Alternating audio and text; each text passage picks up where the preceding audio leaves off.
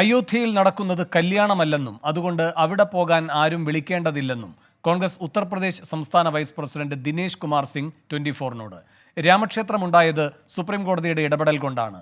അയോധ്യയിലെ രാമക്ഷേത്രത്തിൽ പോകാൻ ദേശീയ നേതൃത്വത്തിന്റെ വിലക്കില്ലെന്നും ദിനേശ് കുമാർ സിംഗ് പറഞ്ഞു. बीजेपी का मंदिर तो नहीं, तो मंदिर सुप्रीम कोर्ट के आदेश से बन रहा है, ये हमारे देश की जनता जानती है. वहाँ पे कुछ विवाद था, कुछ चीज़ें हुई थी और कोर्ट के फैसले को भी सब लोग जानते हैं. उस फैसले में क्या क्या लिखा चीज़ें हैं, कई गलतियाँ हुई हैं, उसमें स्वीकार भी की गई हैं. तो वो कोई मंदिर ऐसा किसी व्यक्ति किसी पार्टी विशेष का होगा, ऐसा नहीं है. ആർ രാധാകൃഷ്ണൻ കൂടുതൽ വിവരങ്ങളുമായി ചേരുന്നു. രാധാകൃഷ്ണൻ, ദിനേശ് കുമാർ സിംഗ് എന്താണ് സൂചിപ്പിക്കുന്നത്?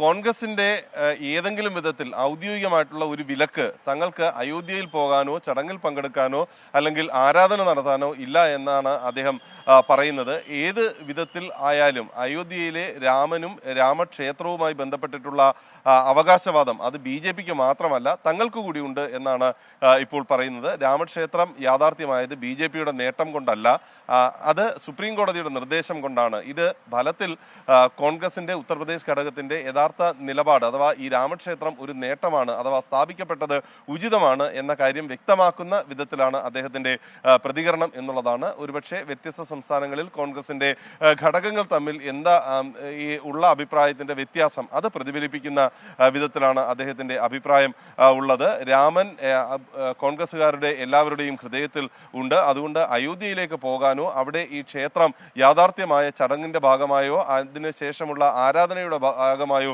ഉൾപ്പെടുന്നത് ഏതെങ്കിലും വിധത്തിലുള്ള ഒരു ക്ഷണം തങ്ങൾക്ക് വേണ്ട.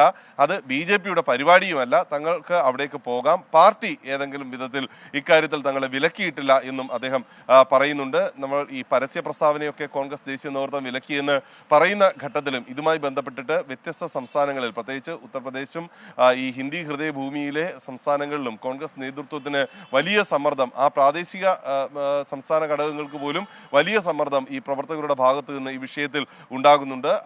മൃദു ഹിന്ദുത്വ സമീപനം സ്വീകരിച്ചു വന്നതിന്റെ ഒരു പ്രതിഫലനം ആകാം കോൺഗ്രസിന് പെട്ടെന്ന് ആ നിലപാടിൽ നിന്നും പിന്നോട്ട് പോകാൻ പറ്റാത്ത ഒരു അവസ്ഥയുണ്ട്. ഇത് വ്യക്തമാക്കുന്നത് കൂടിയാണ് അദ്ദേഹത്തിന്റെ നിലപാട്. ഈ ദിനേശ് കുമാർ സിംഗിനെ സംബന്ധിച്ച് അദ്ദേഹത്തെ സംബന്ധിച്ചുള്ള ഏറ്റവും പ്രധാനപ്പെട്ട ഒരു കാര്യം ഈ അയോധ്യ സ്വദേശിയായിട്ടുള്ള കോൺഗ്രസിന്റെ ഇപ്പോഴത്തെ ഏറ്റവും പ്രധാനപ്പെട്ട നേതാവ് കൂടിയാണ് അദ്ദേഹം. സംസ്ഥാന വൈസ് പ്രസിഡന്റ് കൂടിയാണ്. സംഘടനാ കാര്യങ്ങൾ ഉത്തർപ്രദേശിൽ കൈകാര്യം ചെയ്യുന്നത് അദ്ദേഹമാണ് അവിടുത്തെ കോൺഗ്രസിന്റെ നിലപാട് അഥവാ പാർട്ടിക്ക് ഈ വിധത്തിലുള്ള ഒരു വിലക്ക് അവിടേക്ക് പോകാനില്ല. ഈ ഉത്തർപ്രദേശിലെ അയോധ്യയിൽ യാഥാർത്ഥ്യമാകുന്ന രാമക്ഷേത്രം അത് BJPയുടേത് മാത്രമല്ല. അവിടെ പോകണമെങ്കിൽ ആരും ക്ഷണിക്കേണ്ട, അതൊരു കല്യാണമല്ല എന്ന് അദ്ദേഹം തീർത്ത് പറയുന്നു. ഏതെങ്കിലും ഒരു കല്യാണമാണെങ്കിൽ മാത്രം ക്ഷണിച്ചിട്ട് പോയാൽ മതി, ഇത് അവിടെ അങ്ങനെ ക്ഷണമൊന്നും തങ്ങൾക്ക് ആവശ്യമില്ല എന്ന് അദ്ദേഹം വ്യക്തമാക്കുകയും ചെയ്യുന്നു. ആർ രാധാകൃഷ്ണനാണ് വിവരങ്ങൾ നൽകിയത്. 24 അഞ്ചിന്റെ വജ്രത്തിളക്കം.